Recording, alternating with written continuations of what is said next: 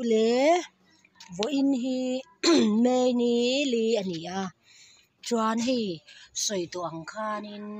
hemi ka saron hi mo heng ka saron te hi ka in chung hwa na hian tia ang he tiang hi ka nei na salut tu ka ni chu na eng hi iron deficiency ani a chuanin chu iron hi chu ta chu mi ni chuanin heng ho sang hi ni ta ni chu mo he tla lo po hianin he ta po hian an om ta ni heng hi iron deficiency an ti ta a chu iron kha khami kha siam thatur khanin ma ka la mek eng te ka tiang ka tia ka buai ta chuan tuna treatment ka kal tu dan tu ra chu dam doi hi ka mang tu to pani chu organic lo hi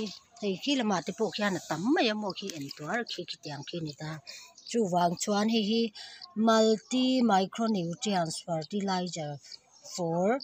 vegetables ti hi hemi hi ka le ta to pa hi pe ka tum ta ni karma sa kham voi khat ka pe to a chu kar khata hiam voi khat ba khi ka pe chia lawa mo chuan hi kan pe anga chuanin kar tin voi khat pe ka tuma chu enge atha em ti ang chi a khamo kha ka ron ti lang le don nia chu voin tai chu hemi pe khi ka na don ni mo hi ani ta micronutrients kan ti hau chu thai mo ne mo a chu pe ni lo a chu pe te de a chu than ni than tiang ve li liang chu mo khatia ang chi iron a khan iron hi tin ta chu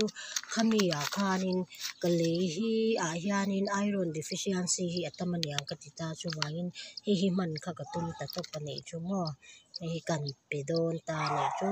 kan pe ni over in chu atha em nge ma so nem ti kan en don nya ole hi ni ta mo fian hian hemi fian hian hemi liter nga bura hianin hemi dam do ya hi multi micronutrients fertilizer ti hi hemi fian thum vel hian tan hian ka polamo chuan ta hian chuan adam do hi atui ral thei mo a dissolve thei ta chu kan thing nok ka chu chuanin a eng ho ka pe ta ni chu mo chu kan pek dan chu ni ta a kan soi lok ani chu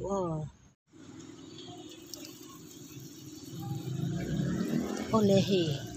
ti hianin heng hi a hna eng tu ka mo man ni kha voi khat tu ka pe to a hi a hon chur thar hi chu a eng to lo mo chu nge don nge mon te ke tia hi ni ta a chuan hi ti eng lu tu kha ni ta chu ti hian a hna te hi ka pe bu ka pek la hi ka hre chia lo ka ris ta mai me a hi chuan a hna ba ka khan a eng lo ai hian ka pe bu ka ni mo chuan hi lai mi po eng lu tu hi mo pek ngai le bu ka lo ni a chuanin hi po hi tian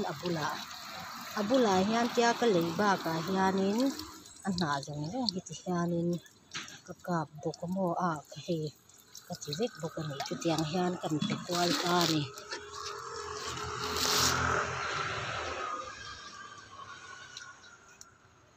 chuan he ti lama hian heng ho hi ka pe to a heng hi ka pek to ho an ni a he eng om zeu ho hi mo hi po a eng tan dewa hi enge ni ti wat lo chuan an na sat mu ti chuanin hi a thi top theya chu wang chuan an ti ta chung chu ni chu mo chuanin hi po hi ya ka pe se langa chuan hi a hna jong nen abula nen hiang ka pe a chuan hi po hi an na saber mai ge a thi ka lo si kha nia mo ka saron sial ve ti meng ania hi tia ang sep si chu nei du don po nei langin nei thei lo ka mu fu wanga tia om sa ka phun nen ka lak kha ni a thi ka hlau em ani hi chuan nia hi heng te po yan na salut tu ka hi ti hian ka pe zel don ani chu mo chuan he te mi po hi tling ania heng te po hi nà hi as ing ve le vek ringot mai amo hi